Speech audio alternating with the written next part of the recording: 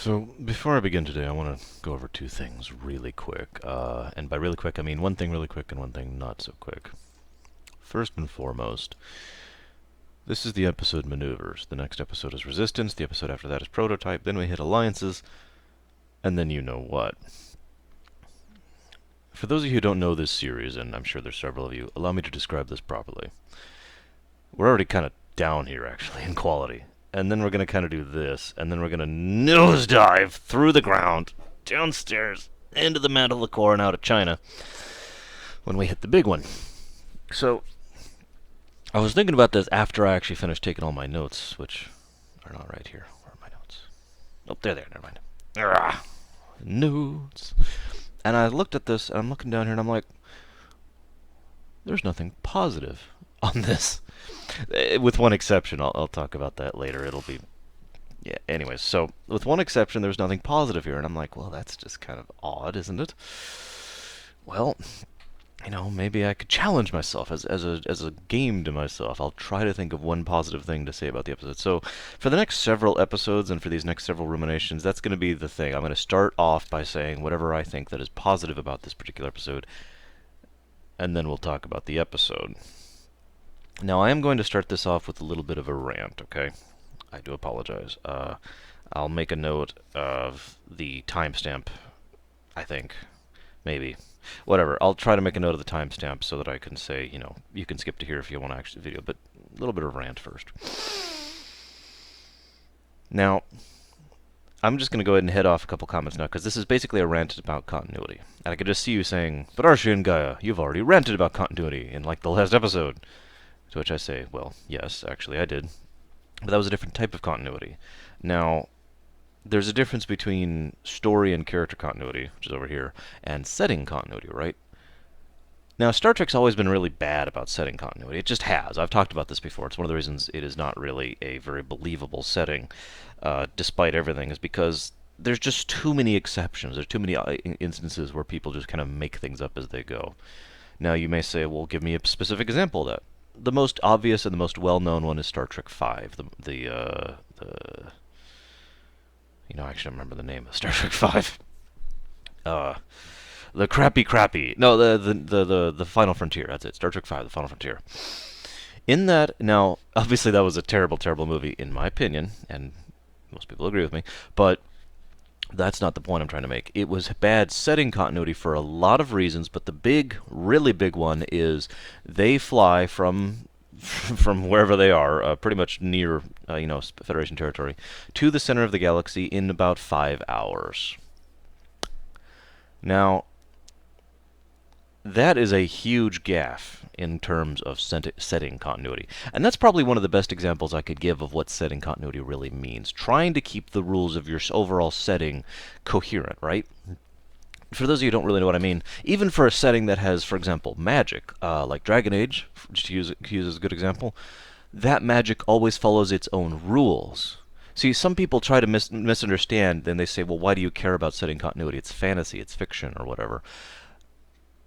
The reason it bothers so many people, myself included, to have setting continuity is because not only does it pull you out of the immersion, this is actually probably the biggest point, it pulls you out of the immersion, it takes you out of it. Every time something like this happens, there's just this little tick in your brain that says, and the enjoyment just kind of dips, because you know you're watching something fictional at that point. And yes, obviously Star Trek is fictional, but it would be nice if Star Trek kept to its own setting, right? It would kept to its own code of laws, or whatever you want to call that. And, by the way, I don't mean to be picking on Star Trek. Just about everything has this problem to some extent or another. Star Wars has this problem, too. I'll actually give you a Star Wars example in a minute. But, it takes us out of it. It removes us from, immersing ourselves in the story and the characters and whatnot, and it just kind of pushes us one step further out, so now we're just sitting here in our chair watching the TV as opposed to actually trying to get into it, right? Second reason it's bothersome, and this is most especially important to me, is it's just lazy writing when it comes down to it. Now, just to make sure that nobody thinks I'm just being casually neglectful here or biased, let me make it clear that in order to maintain setting continuity, the larger and more expansive the setting, the more difficult it is to do that. And Star Trek is quite huge, and so is Star Wars and several other examples, right? So Dragon Age, which has 2 games and a handful of books, and like one animated movie. That's not hard to keep contiguous, is what I'm trying to say. Star Trek is a little bit more difficult, especially since they weren't actually trying to early on. It wasn't until the TNG era that they finally started actually bothering to pay attention to that at all. Now, that being said, the even as I'm trying to be helpful and whatnot, it is worth noting that there is a job whose position I don't actually remember the name of right now, whose only purpose is maintaining continuity, whose purpose is to check the script and say, well, this doesn't work that way, not just a technical advisor kind of thing, but someone who actually pays attention to the setting as a whole. Star Wars actually had someone like that for quite a while, several people whose only jobs were to prove everything and say, well, this doesn't work this way, that's not how hyperspace works, or that's not how this ship works, stuff like that. And Star Trek has had people like that on occasion, but usually it's only within an individual show, and even then, yeah. So, what I'm trying to say here is that Star Trek tends to drop the ball a lot on this. Now, for those of you who don't actually understand what I mean, I'm going to give two specific examples in a moment. But try to imagine if there's some show you really like, or some book series, or whatever. It has to be a series of some kind. So, book, movies, or games. Or, I'm sorry, book, TV, or games. I guess movies might work, but just bear with me. And let's say there's character, we'll call him Bob over there. Now, Bob has been well established as being someone who is terrified of flying. It's a huge part of his character arc, okay? He had a hellacious accident that he barely escaped alive from in an airplane, right? And for speaking personally, and as anybody who's ever experienced something traumatic, the post-traumatic stress syndrome, people throw that word around, but it's a very real and very terrible thing. And it's the kind of thing that you may never actually truly be away from, because if you're actually confronted with it again, you may not be able to control your own reaction, right? So now imagine this gentleman has trouble getting in, not just getting into a plane, but with any kind of heights at all. He can't go to tall buildings. He can't, do anything like that. It's a huge problem for him, and it's actually been a plot point on several episodes, okay? Now let's say one episode without any, okay, so, it's a big thing. One episode, they need to go to Europe, all right? So he hops in his plane that he happens to own, and he flies the group to Europe. Dun, dun, dun, dun, and he's piloting the plane, gets over there, lands the plane, and they go do their adventure and whatever. And then the next episode, he's back to being afraid of flying. Now, if that's not irksome to you, that's fine. But I think that's a pretty good example to describe this problem and exactly why it is so irksome. Because it's just literally all of a sudden, oh, we just throw the rules out the window and rewrite them for this thing, and then we come back. Except maybe we'll come back over there or whatever, because next episode he's never actually been afraid of flying. Next episode he's actually always been afraid of spiders. But that's okay, because, whatever. You get the point. It's irksome. Now, I started this off by saying that certain things... Well, actually, did I say that? I meant to say that certain things tend to be more irksome for some people than other. I know the stereotypical thing for Star Trek geeks is the technology, right? Knowing whether or not the phaser array shoots a proton torpedo, or whether or not they can actually teleport, use the transporter at blank distance with blank mass, all that kind of stuff. But for me, it has always been something, and I can't actually fully describe why. It has been the ships and the science and technology related to the ships. I admit that I've always had a huge affinity for spaceships. I don't know how to explain it. I really don't. I'm sure it's not that uncommon. I mean, there's a reason that, you can get a model of a Katinga battlecruiser, for example. There's a reason that's a thing. It's because there's people like me who love that thing. There's a reason I've got the ISD hammer over there, for example. And I built that thing when I was pretty young, too. So this isn't exactly something new for me. But it's something that I've always been interested in. And as a result, I know the ships pretty well, all things considered, what they can do, what their capacities is, because I've got that sort of tactical, strategic mindset as well, which I've talked about before. This is not me bragging. In fact, if anything, this is me detracting from myself. I'm just trying to explain. That's the thing that bothers me, is when you do something with the ships, or with the combat, or with the tactics or the strategy of the spaceships, that's stupid or neglectful. Now, let's add the second layer to this, because this is where this gets interesting. You may be out there rolling your eyes at me, and rightfully so, because, oh, well, Arshian guy all gets his muffed up because the Intrepid class actually can only fire one torpedo every 8 seconds, and, whatever. And, in fact, they fired 2 within 3 seconds without using a spread fire mechanism or preloading it. No. That sort of thing doesn't bother me, to be completely honest, because that's just a nitpick, a glitch, right? What bothers me is like the example I gave before. Huge, obvious, and extreme. Now I'm finally going to give you specific examples. In the book Dark Saber, by an author I actually like, keep in mind, and I do actually like that book, other than this one thing which to this day bothers me. They are commanding, I'm not going to go into too deep details, but there is a fleet of Victory-class Star Destroyers just heading after this one base, right? A fleet. A huge fleet. And as they're going along, a dozen or so, I forget the actual number, but it is a large number of those Victory Star Destroyers are just abstractly destroyed by a couple of mines. Now, if you know anything about Star Wars and anything about a Victory-class Star Destroyer, you already know why that is both A, irksome, and B, an extreme example. But there's one other thing I want to mention here. That is a very common symptom in writing. I've talked about this before, actually, with regards to the Imperium. It's called Make It Big syndrome, right? I don't know if that's actually what it's called, but we're just going to call it that for now. Using larger numbers or exaggerating specifically to get a point across, but ultimately it always fails, at least for me, because it always just comes across as lazy and ridiculous. It's like saying, tens of thousands of years ago, I was locked away in this prison, and I've been lamenting the last tens of thousands of years in this prison. All I can think when I see that is, that's stupid. You didn't actually think about how long 10,000 years is, did you? Similarly, the idea that a few hundred Victory Star Destroyers, just abstractly, there's a few dozen of them, the population of a small city was just wiped out by a couple of mines in an asteroid is just kind of stupidly ludicrous to me. And that kind of thing bothers me. Keeping it, I mean, just to throw the contrast here, I know Timothy Zahn is an excellent writer in general, but Timothy Zahn was always very good about that sort of thing. One of the big plot points of his trilogy, spoiler alert, is the search for a couple, well, actually just about 100 plus, between 100 and 200 dreadnoughts. Old ships.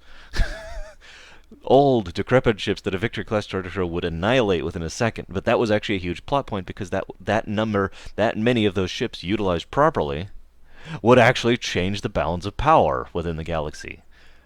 Because that is what would actually happen. You understand? And so it's just irksome when someone just says, "Oh, thousands of years ago," and the smoke starts coming up behind him. The Voyager example, well, okay, let's go with the Star Trek example rather than the Voyager example, because Voyager example I could just point to virtually any episode with combat in it in the first two seasons. In Star Trek Generations, one of the top-of-the-line, modified, improved flagship of the fleet, Galaxy-class cruiser, is attacked by a Burrell-class bird of prey. I think it's a Burrell. Actually, I should look that up before anyone out there says, "Wait a minute," because I don't want to be wrong about this. If it's not a Burrell, it doesn't matter, because the point actually remains the same. But the point is, it is an old bird of prey. An old pile o' crap, as they say. Hang on, we're going to scroll up just a little bit. It's a D-10. No, that's actually a Romulan ship.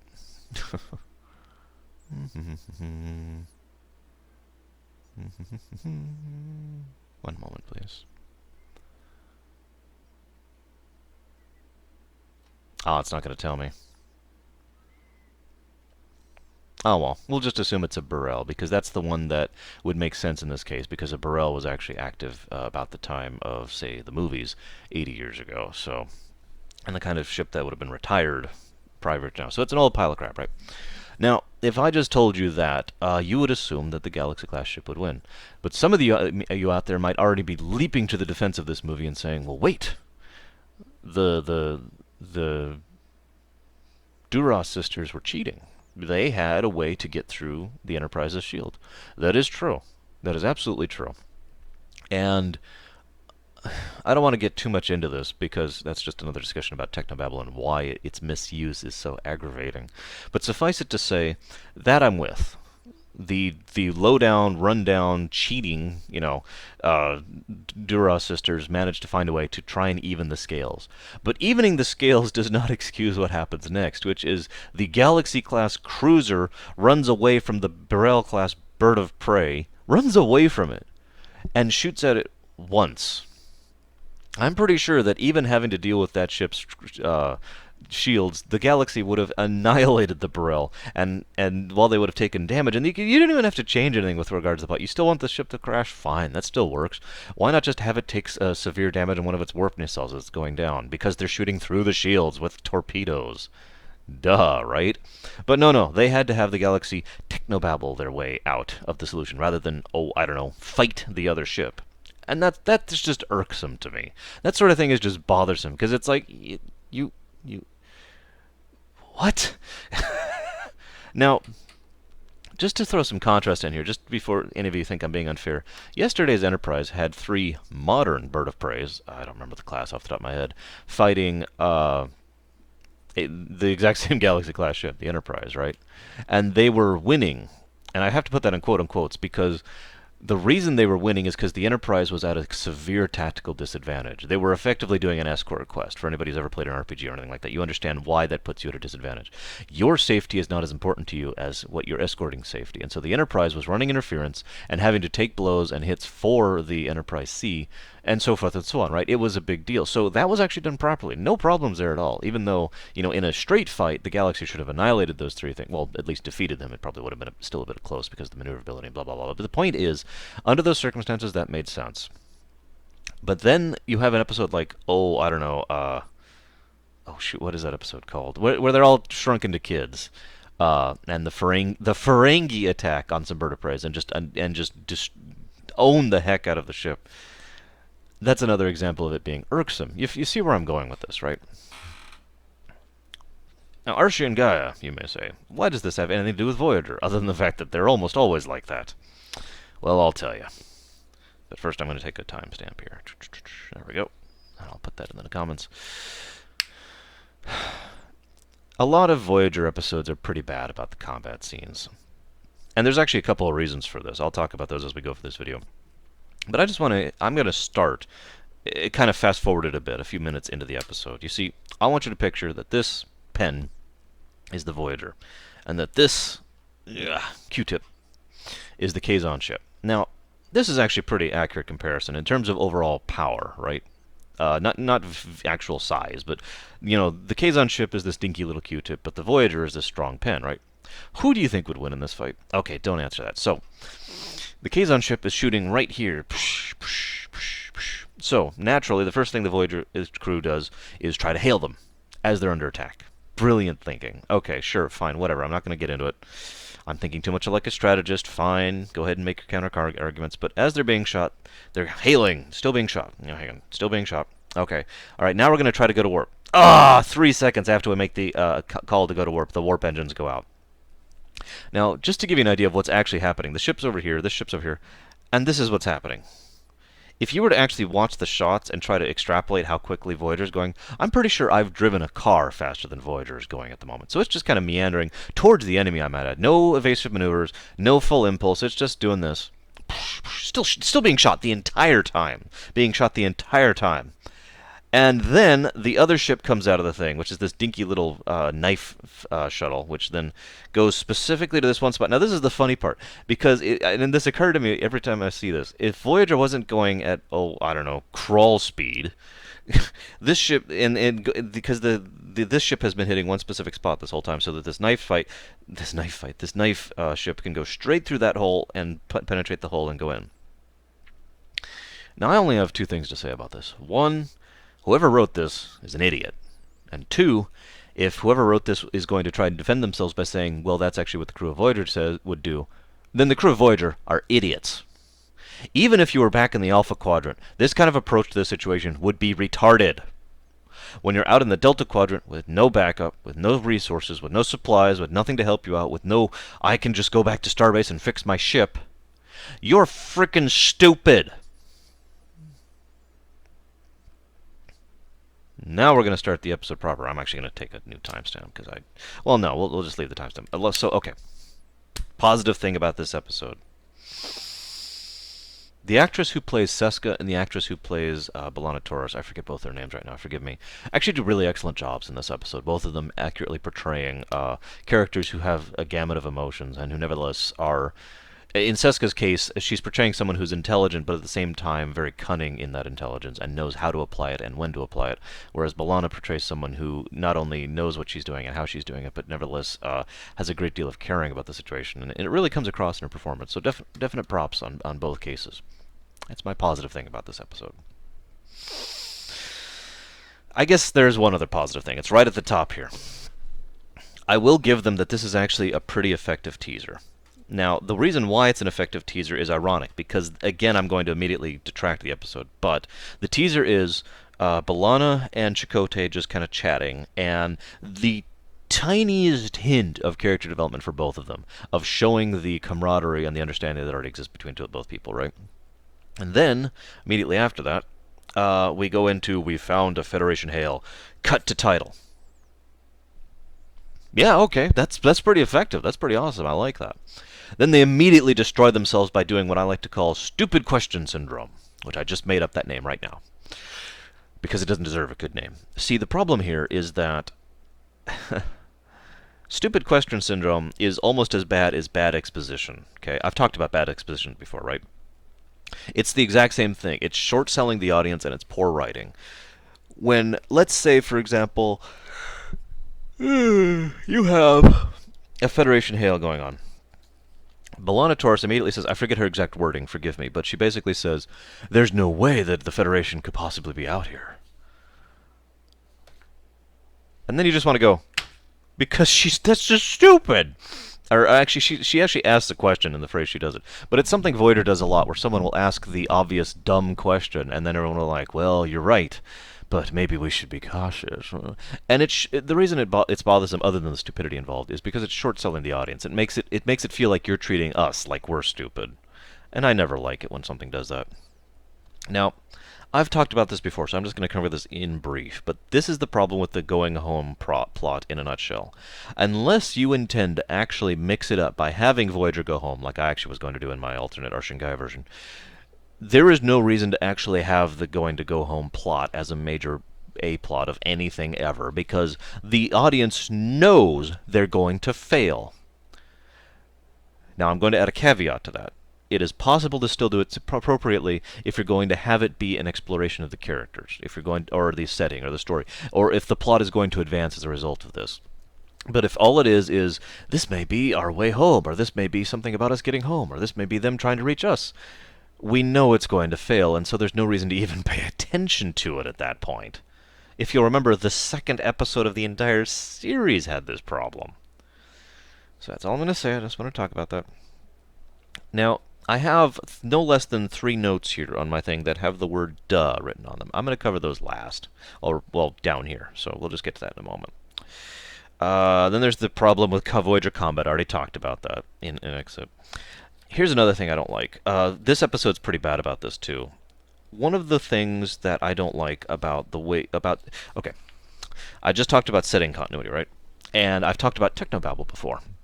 One of the better ways I can put that I haven't actually talked about why technobabble can be a bad thing, isn't necessarily, but can be, is because technobabble promotes the whole...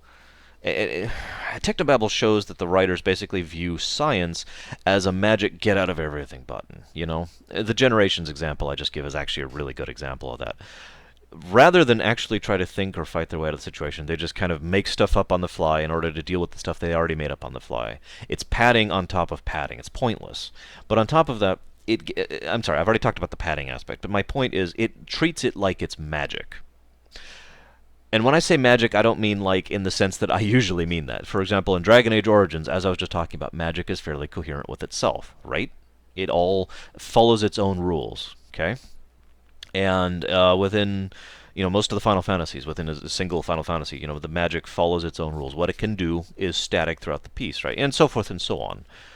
In Star Trek, they treat it like magic. There we go. That's a better way to put it. And magic is something that can do whatever. If you could picture confetti flying out of my hands when I do that, by the way, that would be fantastic. And so that's exactly how they treat it. And this episode is really bad about that. They just are randomly like, this works this way. Because it needs to. It's magic. It doesn't have to make sense.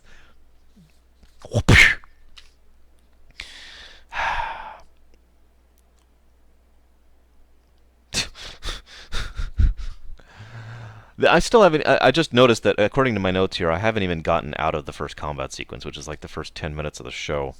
Oh God, Tuvok's an idiot in this episode. Now, let's make this clear.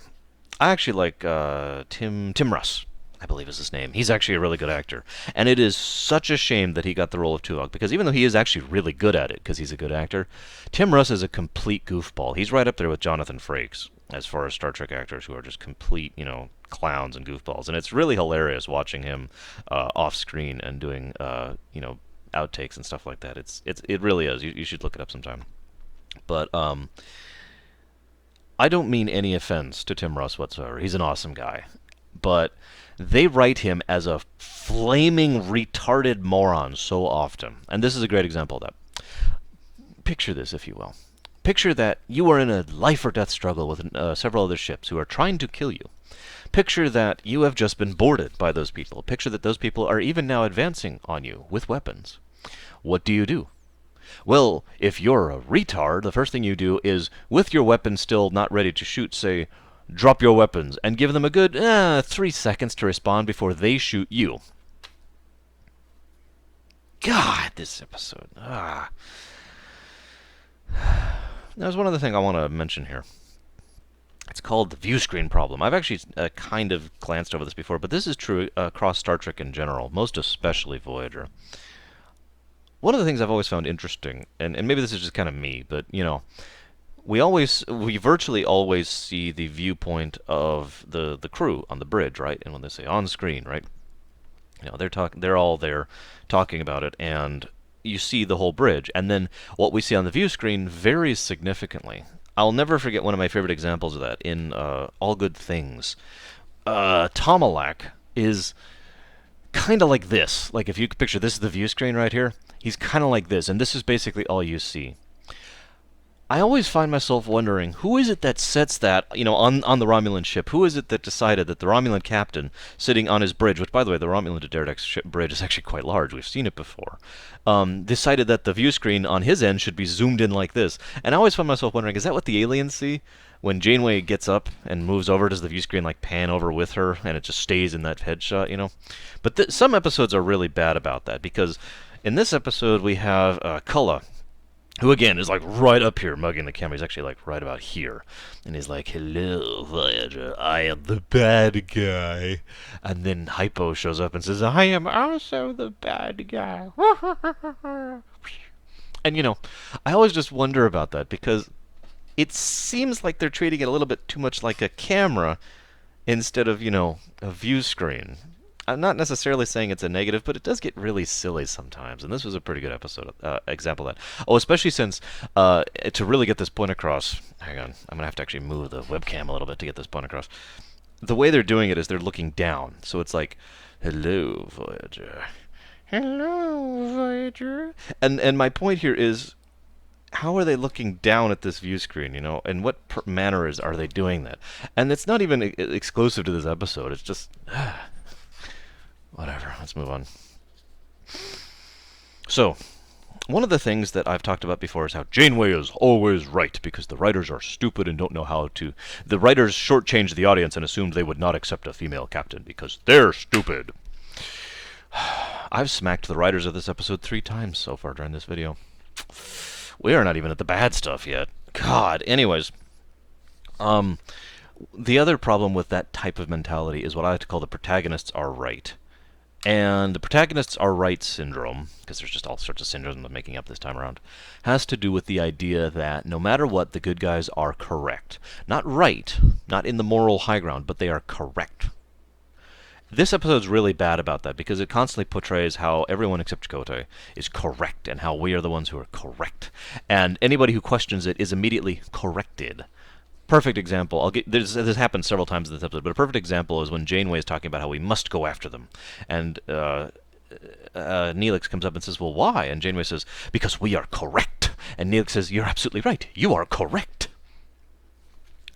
In the interests of fairness, they do have a valid point in what they're actually talking about specifically, but the way the lines are written and performed, and the way the scene is shot, is you could literally remove all the actual validity of the lines. Remove the lines entirely and just say the scene I just said. Captain, why are you going after them? Because we are correct.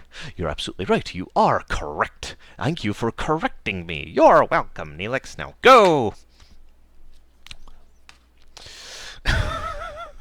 That just bugs the crud out of me. It always irritates me because, again, it's a sample of lazy writing.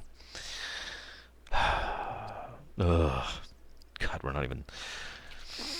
This is another bad example of how not to do a Chakotay episode. We've talked about this before. In fact, we talked about this very recently in Tattoo. All I'm going to say is that it's another example of that. That's all I'm going to say, because my next point is actually a lot better way to talk about this. Now, I mentioned right at the beginning, there's one other positive thing I wanted to talk about, but then I realized it was actually a negative. B'Elanna and Janeway have a scene where they're talking, and B'Elanna is talking about Chakotay and explaining his character and whatnot.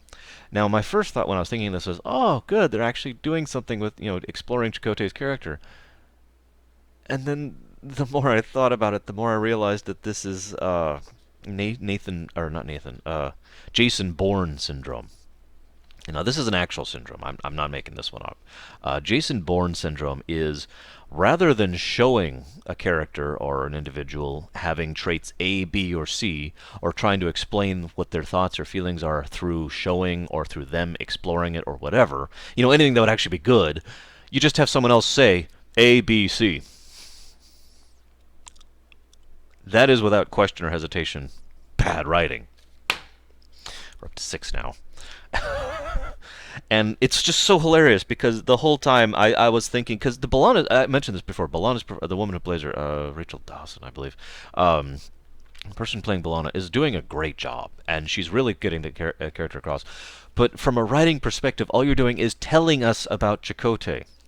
You're like flat out saying, like a bullet point, he's A, and he's this, and he likes long walks on the beach. And it's like, you could show that by having him walk on a beach and have this you could even do, let's really examine this. Because let's say long walks on the beach is actually a thing for Chakotay. Just bear with me, okay? Now, what do you think is better from a creative perspective? To say, Chakotay likes long walks on the beach. Or, I'm being extreme to get my point across, forgive me. Or... have it show him just going about his day-to-day existence for a little bit, right? Just for a little bit. Doesn't have to be a long scene. Maybe 40 seconds in length, give or take. 45 seconds, actually. Follow the rule of 3 here. And as he's going along, he doesn't look miserable. He's just got this,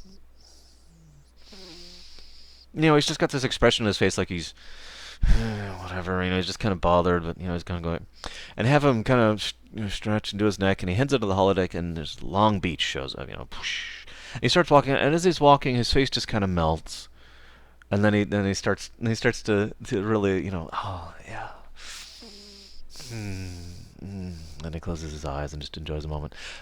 Don't have to tell us anything. You just show us through this action he likes long walks on the beach. I know that's a ridiculous example, but bear with. You get my point, I hope, when I'm saying this. Show us these things about these characters. Don't just go down a bullet point list. What is this? The outrageous Okana again? I'm still not at the worst part of this episode, in my opinion. Or rather, I've gone over 2 of the scenes so far, but I'm not talking about it yet. I actually have a note here at the bottom that literally says, "Screw you, Janeway." We'll get to that. Torture scene. Star Trek has never done torture scenes properly. Let me make it clear that doing a cliched torture scene is not necessarily doing a bad torture scene. There's nothing necessarily wrong with that. But when you do something comically over the top as a torture scene, like they do in this episode, I'm not even going to describe it for you, it loses any impact, whatever. Even a cliched torture scene, you can sort of get into the moment of it, right? You're going to tell us everything, and you're going to tell us all this, right? But this is just, bad Batman level of comical. I mean, she gets the giant, incredibly horrific needle, which actually is so long that it should have actually come out his neck thing, and to put these horrible things, and he's like, oh my god, and just, whatever. Why the Kazon suck is actually what my next note is. The U is elongated there. Seska, I've often said, is one of the most effective villains the show has ever had. Individual villains. In fact, she is arguably the only individual villain the show has ever had, long-term speaking. You could argue the Borg Queen. We won't get into that. But the point is, it's funny that Seska. People often say that Seska made the Kazon relevant and made the Kazon effective. And yet, even within the episodes where they do that, like this one, they show rather clearly and succinctly that even though Seska is helping the Kazon with her magic, as I mentioned earlier, just magicking away all the technology problems. I'm sorry, magicking away all the technology problems. Even within this episode where she just has superpowers, apparently, and this is a recurring theme with Seska, I might add, she can't seem to save the Kazon from themselves because they're still retarded and stupid and pointless. It's worth noting that in a thing where the Kazon are shown as being so backwards, so petty, and so simple and small-minded at the same time, that it's a wonder that Seska has been able to manage to get them to do anything like, oh, I don't know, tying their shoelaces. Never mind doing anything competent whatsoever. Excuse me. And I'd just like to add, towards the end of the episode, I'm going to kind of skip ahead a little. Towards the end of the episode, the Voyager crew basically curb stomped the Kazon. Not because the Voyager crew did anything intelligent. Oh, okay, they did one thing intelligent, which was actually a really good tactic. Props to that. It's the only point in the whole show where they actually do something correctly. In case you're wondering, they shoot the shields down and then beam the crew over. Yeah, okay, that's thinking your way through. There's no technobabble involved. Is consistent with the setting. Perfect, I'm with it. And we already know transporters can disable weapons, so the people you've just boarded over are helpless. Again, I'm with that. So I guess that's my second positive thing. I'm sorry, third positive thing about to say this episode. I kind of forgot about that because I was so wrapped up in what happened immediately after that. They beam them over and say, "You will return our technology and our commander, and we will let you go." No mention is made of Seska. Why? Why did they leave Seska over there? Now, speaking as a writer, unfortunately, I know the answer to that, because I've been in this kind of situation myself, and it's one of the hardest things to write your way out of. When you've written your way into a corner and you need to keep going in this direction, you need to think your way through carefully and logically in a way to make it make sense so that the story can continue to progress in the way you wanted it. In this case, they needed Seska to remain a recurring villain and on the enemy side, and having her be on the ship wasn't really going to work for that. Having her taken prisoner, that's not going to work. So they needed Seska to stay over there. So the way they dealt with it was the wrong way. Rather than logically thinking their way out of the situation, they just don't mention it at all. Bad writing. Let's talk about Seska for a little bit. This is a good time as any. Seska is an intriguing character in the fact that she has a brain. I mean this sincerely. I've used that comment before, having a brain. What I usually mean when I say that is effectively what you could call deductive reasoning. The ability to look at a situation and pretty much immediately analyze it and determine what's going on and a good path forward, right?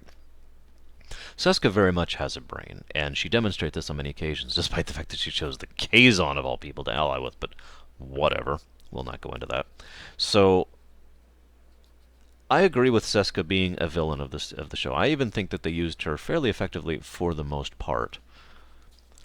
My problem is that I feel like there were two separate teams or people working on the Seska thing, because there's the people who had her use her brain and, you know, intelligently and logically think her way through a situation.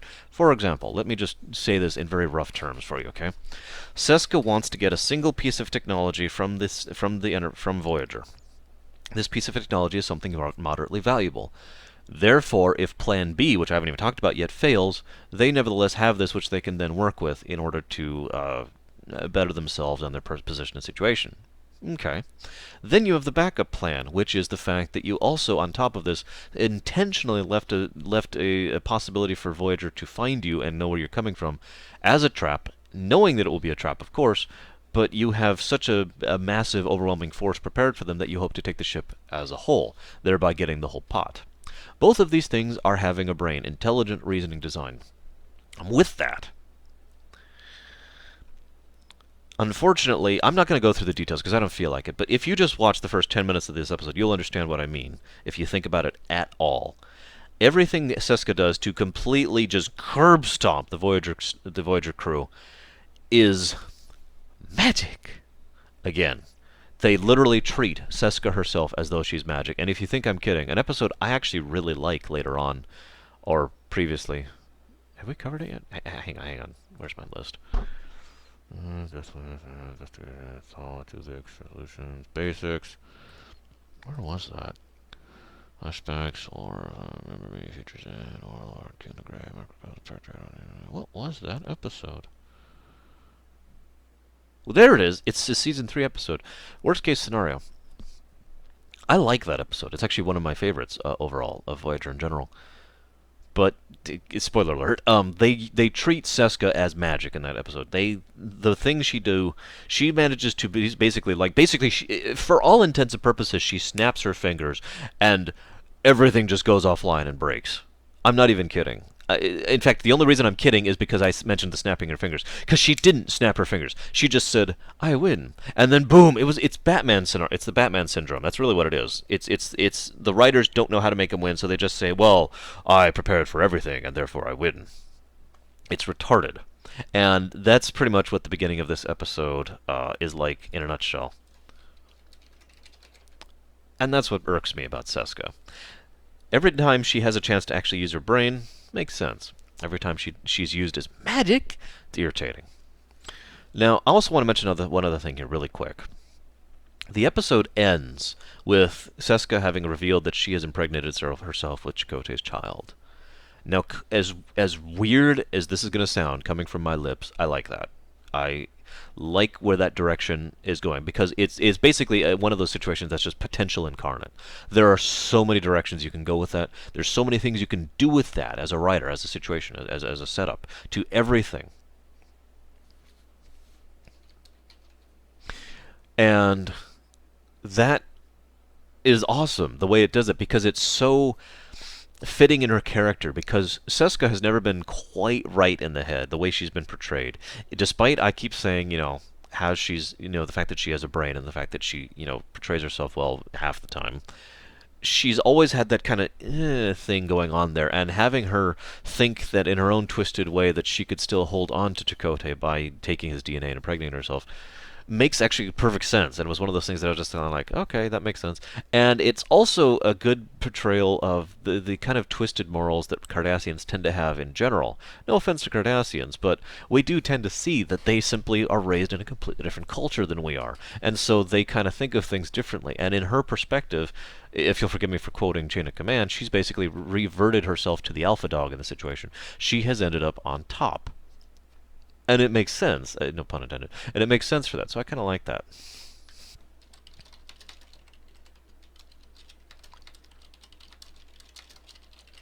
Now, I want to talk about Kulla very briefly. Sometimes we need someone to be the big, oafish, brutish, bad guy, right?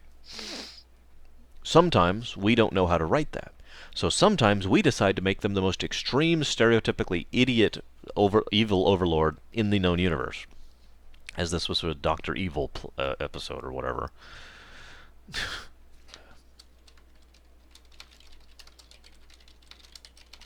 Hang on just a second, I'm sorry.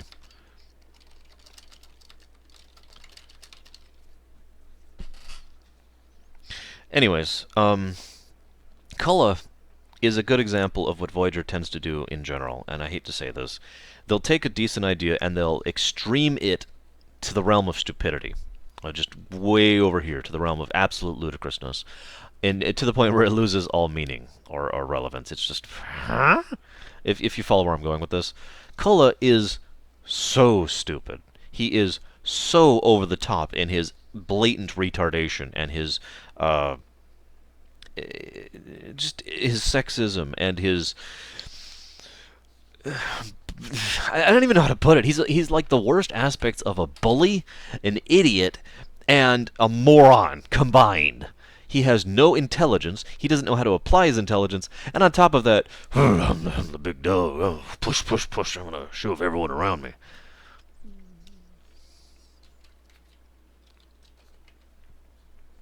And I just...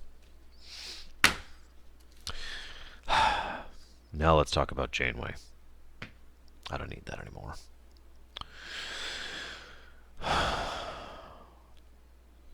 As I mentioned, my note just said, screw you, Janeway. Let me start by attacking. I shouldn't say attacking. Let me start by addressing the counter-argument I could already hear you guys probably saying to what I am about to say. It is worth noting that at the base point, the basic idea of what's being attached here, the idea of maintaining crew unity, I guess is a good way to put that, is a proper one. It is worth noting that in the middle of nowhere, with nothing to back them up, it is much harder to maintain crew discipline and to maintain a chain of command than it would be otherwise. And so the first officer ignoring the chain of command and refusing to follow that, I admit that's a problem.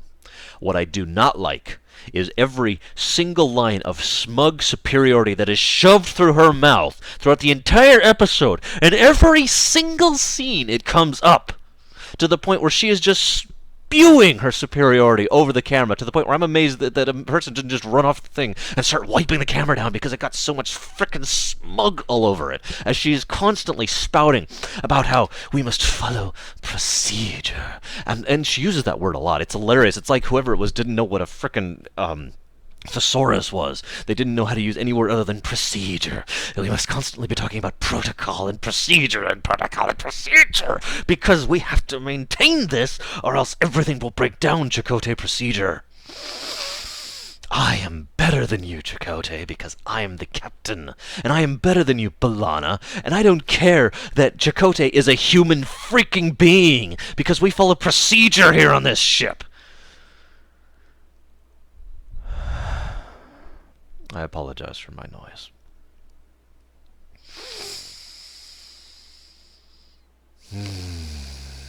Even ignoring my own rage at the smug attitude and the tone and I feel so bad for Mulgrew, because she's actually really good at doing it. She's a good actress. I've talked about this before. But you can tell the director and the writers were just telling her to be the most smug, stuck-up bitch that she can portray. And she does a good job of it, which is actually in her favor, honestly. I'm basically praising Mulgrew for pulling that off. I certainly couldn't, obviously, because I just failed at it. But the tone of that, and the attitude, and the regality of it aggravates me to the point of unreasonability. It really does. And the funny thing is, if you were to take all that aside, like I've been kind of leading up to this, if you take all that aside and just try to analyze it roughly, let's look at this logically for a moment, shall we? As Tuvok would say. If you're going to make the argument that this is a military ship, and they need to maintain discipline, and that means disciplining people, fine. I understand that. I do not have a military mindset. I do not want to have a military mindset. I get that. What I do not get is that this is the equivalent of trying to maintain military discipline in the middle of a jungle with no hope or support. No, I'm sorry. In the middle of Antarctica. And refusing to allow for the fact that certain circumstances have to be dealt with differently. And refusing to acknowledge the fact that the whole reason this problem started to begin with was because Janeway was already being too rigid and stoic in her approach. Yes, that's right, Janeway basically caused Chakotay to decide to go do his own thing. They don't really mention that for the rest of the episode. Now, my other problem with this, if you'll forgive me for just talking about this for a little bit more, is that they, as usual, go over the top and they take it to an extreme. They could have just said, they could have just mentioned what I just mentioned. This is a military ship. We're trying to keep discipline. You have screwed this up. You screwed up the chain of command. You've just made my job harder. That's all they would have had to say right there. Have that scene with her and Chakotay towards the end. Don't mention it towards. Don't have it be practically the B plot of the entire episode.